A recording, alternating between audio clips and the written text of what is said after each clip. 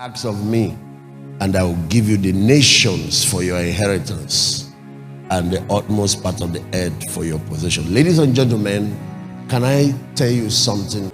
Jesus did not only bring grace. That's not what the Bible said. The Bible said Jesus brought grace and truth. The law came by Moses, but grace and truth came by Jesus Christ. So in the kingdom, there are two types of grace. There is common grace and there is uncommon grace.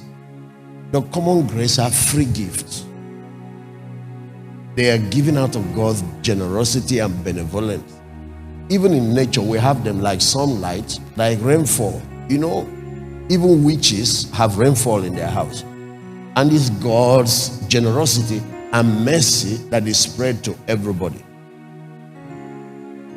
Salvation is given to everyone. All they have to do is to believe and turn away from their sin. But uncommon grace are not given to everyone. They are given to people who obey God. They are given in response to obedience or sacrifice. If everything is the same, everybody can get everything free, then why am I laboring in the kingdom? Why am I sacrificing? Then why would there be the judgment seat of Christ if the rewards will be equal? There are things that God has reserved for those that obeyed him. You look at what he told Abraham. By myself I have sworn, in blessing I will bless thee. And at the end he mentions why. Because you have obeyed me. They are given to people who chose to share in the fellowship of his son. Let me say this, ladies and gentlemen, because this is a dominion conference and we are winding down now. Salvation is by grace. Dominion is through obedience and sacrifice. It was even lost in the garden through disobedience. It's dominion through obedience. Why are many people not walking in it? Look at, for example, Romans chapter 8 verse 16. Okay, the Spirit itself bears witness with our spirit that we are the children of God. If you are to read from verse 15, he said, for we have not received the spirit of bondage again to fear, but we have received the spirit of adoption, whereby we cry, Abba, Father. He's talking about our salvation and the fact that we are God's children. Verse 16 said, for the Spirit itself bears witness with our spirit that we are the children of God.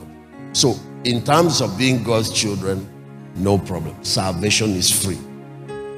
It's by grace. But verse 17 now and 18 now says something else. 17 said, if children, then we are heirs, and heirs of God, and joint heir with Christ. Then he puts a condition, if. Why is it that some of these inheritance are not in your hand? If I know you're in the family, but there is an if when it comes to inheritance. If what? If we suffer with him, so that what will happen? That we might be glorified with him. Another translation said that we might reign with him. When it comes to getting saved and joining the family, free. But when it comes to occupying the throne, there is an if. When it comes to reigning, if you want to just enter the family and be a member, no problem, free, just believe. But if you are going to experience dominion and rule with him, there is an if. You have to share in the fellowship of his suffering. Please, there is a place Paul was writing this to Timothy, and he made it very clear. If we suffer with him, we shall reign with him. Pull it up, let them see it. It is a faithful saying. Everybody, you can take this to the bank. There are some of those statements that when the Bible makes, sometimes they said verily, verily. It means that God is backing this with double assurance. It's an oath. You can have guarantee on this. This is a faithful saying. If we die with him, we will live with him. Verse 12 said, if we suffer, what will happen? We shall reign with him. But if you deny him, did he say if you deny him, he will accept you? He said, I count all things but loss, that I might gain Christ. And what shocks me is what these men want to get in exchange for all this sacrifice. You don't see them saying that I might get a car, so I can get What? Every time I touch this subject, it triggers something in the heart of God. I don't know what it is. There is something that we have lost again in these last days. The material side of life have removed our understanding of true wealth. We have lost the understanding of what true wealth is. We are now talking prosperity, and yet that material prosperity is poverty. The true wealth are absent. It's poverty. You have all the cars, have all the houses, you have nothing. He said, all that was gained to me, I count them but dung. When I compare all those former gain, I look at them like excreta, cow excreta, like manure, compared to the excellency of the knowledge of Jesus Christ my Lord, of whom I suffered the loss of all things, that I might gain Christ. Men that have this understanding, there is nothing they cannot give God. There is nothing they cannot drop on the altar, because it's nothing. It's nothing. There is something. There is a higher value that they are pursuing.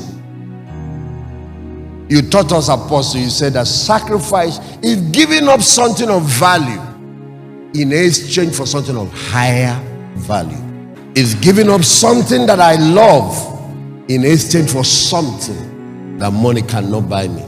God has no problem lifting people. He has no problem. God's problem is solving you. You want him to solve your problem. What he wants to solve is you. The unfaithfulness in you, the greed in you, the pride in you, the arrogance in you, the selfishness in you. You want God to solve your problem. God wants to solve you first. If you let God solve you first, he will solve all the other things that are troubling you. The end of spiritual warfare is death to self. There is nothing else to fight. A dead man, there is nothing else.